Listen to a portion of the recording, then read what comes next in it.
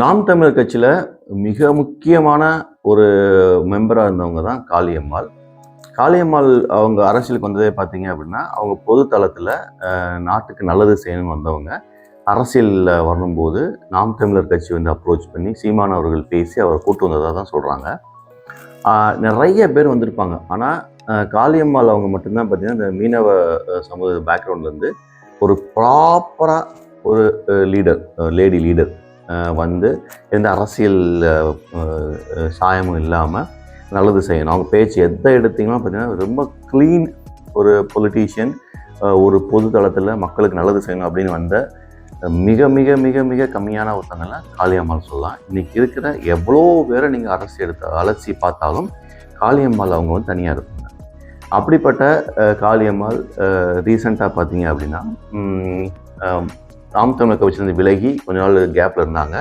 அதற்கு பிறகு வந்துட்டு இப்போ வந்து ஏடிஎம்கேல போய் ஜாயின் பண்ணுறாங்க. எடப்பாடி அவர்கள் முன்னிலையில் போய் ஜாயின் பண்ணுறாங்க.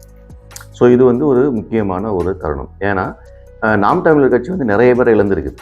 எப்படின்னா ஆரம்பத்துலேருந்து பார்த்தீங்கன்னா ராஜீவ்காந்தி, கல்யாண சுந்தரம், அப்புறம் ஏகப்பட்ட வெற்றி கொண்டான், அப்படி இப்படின்னு ஏகப்பட்ட பேரை இழந்திருக்காங்க. பட் எல்லாருமே எப்படின்னா ஒரு கட்டத்தில் கட்சியை விட்டு வெளியே போகும்போது கட்சி வந்து ஒரு குறை சொல்லிட்டு ஒரு வசைபாடிட்டு அப்புறம் அங்கே போகிறது. இன்றைக்கு வரைக்கும் அவங்க எல்லாத்துலேயும் பார்த்திங்கன்னா எல்லா தளத்துலேயும் வந்து நாம் தமிழர் கட்சியில் எதிர்த்து சீமானை எதிர்த்து தான் பேசிகிட்டு இருக்காங்க. பட் ஆனால் காளியம்மாள் த மொமெண்ட் அவங்க வெளியே போன பிறகு ஒரு வார்த்தை கூட தப்பாகவே பேசவே இல்லை. அந்த கட்சியை பற்றியோ சீமானவர்களை பற்றியோ. பல பேர் பேட்டிகள் கேட்டு கேட்டு கேட்டு அவங்கள இன்ஃப்ளூயன்ஸ் பண்ணிகிட்டே இருக்கும்போது கூட அவங்க சொன்னதே இல்லை. அதான் சொன்னேன், வெரி வெரி பியூர் பொலிட்டீஷியன். ரொம்ப தெளிவான ஒரு நேர்மையான ஒரு தரமான ஒரு பொலிட்டீஷியன் தான் காளியம்மாள்.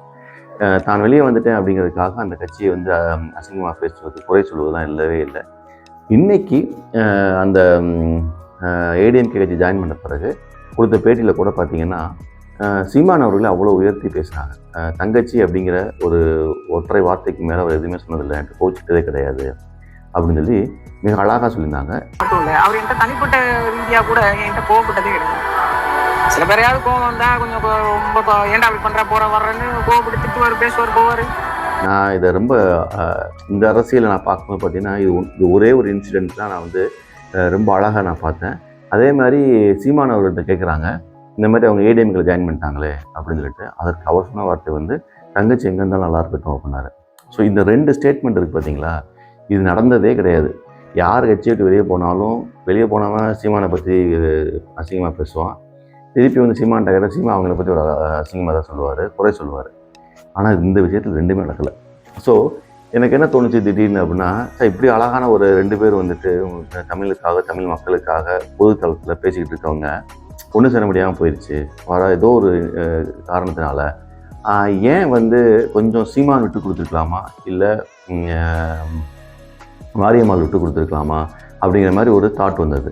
இவங்க 2 பேரும் ஒன்றா இருந்திருக்கலாமே அப்படிங்கிறது தான். ஸோ அவங்க அங்கே போனதுக்கு காரணம் சொல்கிறாங்க, ஏடிஎம்கில் போனதுக்கு காரணம் ஒரு எளிமையான மனிதர் கூட வளர முடியும். நீங்கள் எடப்பாடி எங்கேயோ இருந்தால் இன்றைக்கி பார்த்தீங்கன்னா ஒரு சிஎம் கேண்டிடேட்டாக இருக்கார், சிஎம் வந்திருக்கிறாரு. அது மற்ற கட்சியில் இருக்குமா இருக்காது. அப்புறம் எடப்பாடி அவர்களும் தமிழர் தான் வந்து.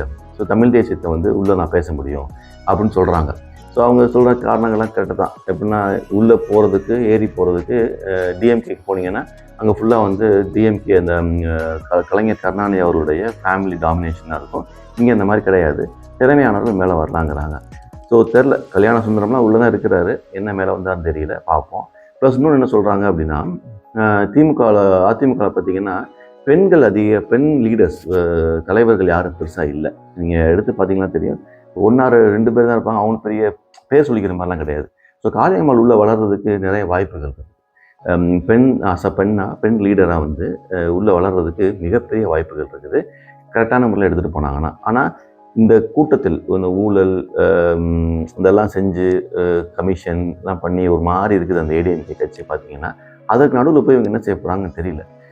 சேற்றில் முளைத்த செந்தாமரை சொல்லுவாங்க இல்லையா, ஒரு சேற்று இருக்கும், அதுக்குள்ளே பார்த்து செந்தாமரை அழகாக இருக்கும். ஸோ காளியம்மாள் வந்து எப்படி இருக்காங்க அப்படின்னா, இந்த கட்சிக்குள்ளே போனது ஒரு சேற்றுக்குள்ளே போய் உட்கார்ந்துருக்கிற ஒரு தாமரை பூ மாதிரி இருக்காங்க, செந்தாமரை பார்த்துருக்காங்க. ஸோ பட் ஆனால் இவங்க இங்கே இருந்திருக்கலாம், சீமான் அதை சொல்லாமல் இருந்திருக்கலாம். சொல்லியிருந்தாலும் ஒரு அரசியல்வாதி வந்துட்டு தலைவர் வந்து ப்ரெஷரில் எமோஷன்ஸில் சில வார்த்தைகளை சொல்லத்தான் செய்வாங்க. இதை இவங்க வந்து அட்ஜஸ்ட் பண்ணியிருக்கலாம். 2 பேர் பக்கமே இருக்குது. 2 பேருமே உட்காந்து பேசியிருக்கலாம், செஞ்சுருக்கலாம். இவங்களுக்கு ஒரு மன்னிப்போ ஒரு ஃபர்கிவ்னஸ் ஏதோ கொடுத்து இருந்திருக்கலாம் சீமானும் காளியம்மாளும். பட் இல்லை. பட் இந்த களத்தை பார்ப்போம்.